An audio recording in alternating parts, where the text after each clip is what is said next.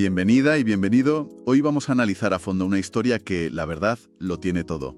Fama, dinero, una amistad que se rompe y acusaciones legales de una gravedad tremenda. Nos metemos de lleno en el conflicto que rodea al exfutbolista y ahora entrenador Martín de Michelis y a la modelo Evangelina Anderson, dos figuras, conocidísimas en Argentina. Y la tercera persona en esta historia es una mujer, Flavia, que pasó de ser amiga íntima de la pareja a demandarlos por lo que vivió con ellos en el extranjero. Para entender bien todo esto, nuestra fuente es la transcripción de un debate de televisión, uno bastante acalorado, del canal de YouTube JX Digital. Y lo más interesante es que participa una de las abogadas que asesora a la demandante, así que tenemos una visión casi directa de las estrategias que se están moviendo. El objetivo de hoy es ir más allá del titular.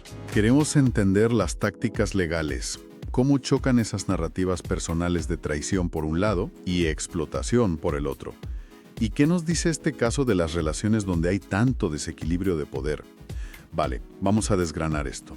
A ver, empecemos por el núcleo de la demanda, porque la acusación es durísima. Flavia reclama por su situación laboral mientras vivía con la pareja en México, más o menos entre finales de 2023 y 2024. Pero, y aquí está la clave, su equipo legal no habla de un simple impago. Usan palabras como sometimiento y régimen de servidumbre. Son términos con un peso legal y moral enorme. Desde luego. Y fíjate, ese es el primer movimiento estratégico, el lenguaje que usan. Al hablar de sometimiento laboral o régimen de servidumbre, ya están sacando el caso de una disputa laboral normal y corriente. Claro, no es un me deben 3 sueldos. Para nada. Lo que argumentan no es solo que no le pagaban, es que la situación de vulnerabilidad de esta persona era tal que no tenía otra opción para sobrevivir, y hablo literalmente de tener un techo y comida, que aceptar esas condiciones. Están pintando un cuadro de explotación total, basado en una dependencia absoluta. O sea que el argumento es que ella no podía simplemente decir, pues me voy y busco otro trabajo. Estaba atrapada, por así decirlo. Exactamente. La acusación se basa en eso, en que existía una coacción ambiental. No hace falta que te amenacen físicamente. Si estás en un país que no es el tuyo, sin dinero, y tu vida entera depende de las personas para las que trabajan, que además se supone que son tus amigos, tu libertad para negociar o para marcharte es, en la práctica, cero. Entiendo. Y la ley contempla estas situaciones de abuso de poder. Dentro de toda esta gravedad, en la fuente, la abogada hace una aclaración que me parece muy importante. Dice que el supuesto sometimiento es puramente laboral y de derechos humanos. Descarta explícitamente cualquier tipo de acoso o tema sexual. ¿Por qué es importante acotar tanto la demanda? Pues es fundamental para centrar el tiro. Al dejar fuera otros elementos, concentran toda la fuerza de su argumento en la explotación laboral. Evitan que el debate se vaya por las ramas a temas que a lo mejor son más difíciles de probar y que podrían, ensuciar el mensaje principal. Vale. Quieren que el caso se juzgue sobre hechos, horas de trabajo, condiciones, falta de pago y el abuso de poder. Es una estrategia para tener un caso más sólido, menos especulativo. De acuerdo. El marco de la acusación está clarísimo. Pero aquí es donde la cosa se convierte en una partida de ajedrez, porque la defensa de Michelis y Anderson tiene una estrategia, totalmente opuesta. No entran a debatir el fondo, al menos de momento. Su primer movimiento es intentar cambiar de tablero. Sí, es una táctica procesal muy clásica y muy inteligente, todo hay que decirlo. Buscan sacar el caso del fuero laboral y llevarlo a otro, al de daños y perjuicios. Y su argumento principal es geográfico. ¿Cómo que geográfico? Dicen, como el trabajo se hizo en México, los tribunales argentinos no son competentes. Vamos, que si quiere demandarnos por un tema laboral, tiene que ir a los tribunales mexicanos. Un momento, ¿y qué implica ese cambio? Para quien no sepa de leyes, ¿qué diferencia hay entre una demanda laboral y una por daños y perjuicios? Lo cambia todo, de verdad. En primer lugar, la carga de la prueba es distinta. En lo laboral hay ciertas presunciones que protegen al trabajador. En una demanda por daños y perjuicios, es Flavia la que tendría que probar de forma muy exhaustiva que sufrió un daño moral, un maltrato. El listón es mucho más alto. Ya. Y en segundo lugar, y esto es casi lo más importante, es una estrategia de desgaste. De desgaste. Claro, obligar a la demandante a empezar un juicio en otro país. Eso implica unos costes enormes, buscar abogados allí, entender otra legislación. Es una forma de hacer que el proceso sea tan caro y tan complicado que la parte más débil económicamente se rinda. Fíjate que no están discutiendo si tienen razón o no. Están intentando que la discusión ni siquiera empiece en Argentina. Es una barrera de entrada brutal, vamos. Pero parece que la parte demandante ya se esperaba algo así. Su asesora legal, Carla, que mencionan en la fuente, se presenta como especialista en derecho internacional y tiene una respuesta muy preparada. Así es. Ella rechaza de plano ese argumento de la jurisdicción y lo hace citando un precedente muy potente. Un caso contra el cantante Julio Iglesias en España. Según explica, la jurisprudencia en ese caso dijo que un ciudadano español puede ser juzgado en España por cosas que hizo fuera. Y la abogada de Flavia quiere aplicar esa misma lógica. De Michelis y Anderson son argentinos y, por tanto, deben responder ante la justicia argentina, da igual donde ocurrieran los hechos. O sea que la nacionalidad de los demandados pesaría más que el lugar donde pasó todo. Es un argumento interesante. Lo es. Y demuestra que el equipo de Flavia ha estudiado el tema a fondo. No es una demanda impulsiva. Han anticipado la estrategia y tienen una respuesta basada en jurisprudencia. Dicen que sus abogados en Argentina han revisado las pruebas y que confían en que la justicia argentina es competente. Esta batalla por la jurisdicción va a ser la primera gran guerra del conflicto. Y en medio de toda esta guerra técnica, la abogada menciona otra táctica que ya suena más a presión psicológica: la amenaza de una contrademanda. Sí, y esto nos enseña la tensión que hay. La abogada dice que la defensa les ha amenazado con contrademandarles por daños y perjuicios, supongo que por difamación o algo así. Ella lo llama una táctica de intimidación, lo que es. Es un intento de asustar, de decir, cuidado que si pierdes nos vas a tener que pagar una millonada. Vaya. Pero ella insiste en que no se van a dejar presionar. Esto nos muestra que el partido no solo se juega en los juzgados, también en el terreno de la resistencia psicológica. Es que, claro, todo este lío legal tan complejo se levanta sobre los escombros de una relación personal, y aquí es donde las dos versiones chocan de frente.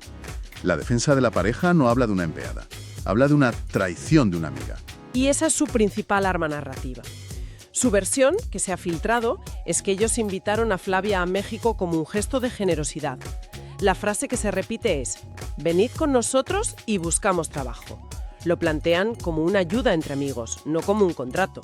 Es una narrativa muy potente porque apela a la emoción. Claro. Ellos serían las víctimas de una amiga desagradecida que ahora quiere sacar dinero. Este punto me parece crucial. Es el gran problema de los acuerdos informales entre amigos, ¿no? Sobre todo cuando hay tanta diferencia de poder. La línea entre un favor y un trabajo se vuelve Peligrosamente borrosa, exacto. En una relación de iguales, bueno, quizá no hay problema, pero aquí hablamos de una pareja de famosos, con un poder económico y social enorme, frente a una persona que presuntamente estaba en una situación vulnerable. En ese contexto, un favor se puede sentir como una obligación y la gratitud se puede convertir en una herramienta de control. Es una zona gris muy complicada. El riesgo de que una parte se sienta explotada, con o sin intención de la otra, es altísimo. La ley intenta poner orden donde los límites personales se han desdibujado por completo. Para luchar contra esa narrativa de la amiga traidora, el equipo de Flavia empieza a sacar sus propias cartas. Detalles muy personales para desmontar esa imagen de amistad perfecta. Se habla de una operación quirúrgica, por ejemplo. Sí, ese es un contraataque narrativo muy astuto. A través de un mensaje que se hace público, Flavia aclara que una operación que tuvo en México se la pagó ella y que quien la cuidó después fue su hermana. Porque, según dice, Evangelina Anderson ni siquiera estaba en el país en ese momento. Vaya, ese detalle lo cambia todo. ¿Por qué es tan potente en detalle así? Porque ataca el corazón del argumento de la defensa. Si la defensa construye una imagen de cuidado, de la acogimos, la ayudamos, la acusación responde con un ejemplo concreto que sugiere lo contrario: abandono en un momento de máxima vulnerabilidad. Ya. Cambia la percepción.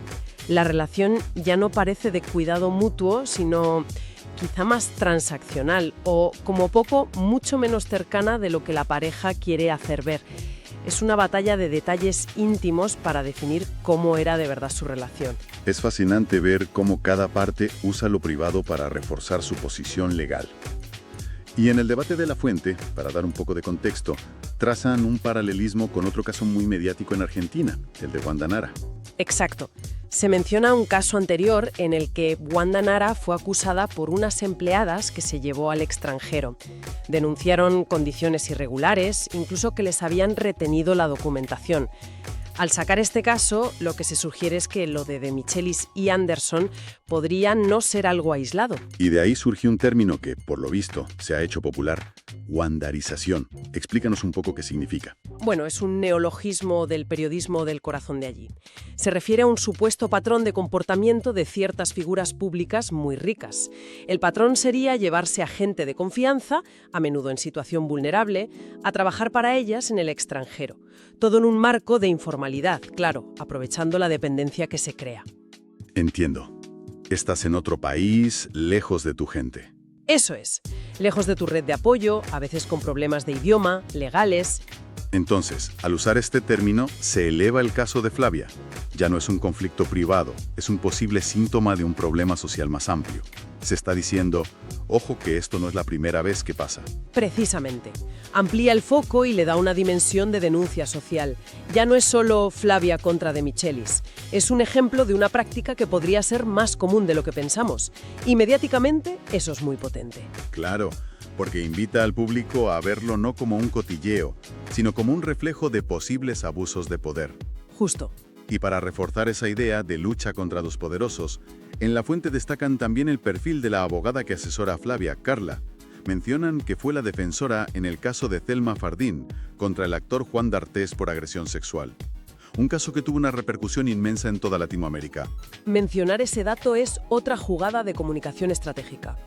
Automáticamente posiciona a la abogada y a su clienta en un marco de David contra Goliat. El caso Fardín fue un emblema del movimiento Me Too en Argentina, una batalla legal larguísima y muy dura contra una figura pública muy poderosa.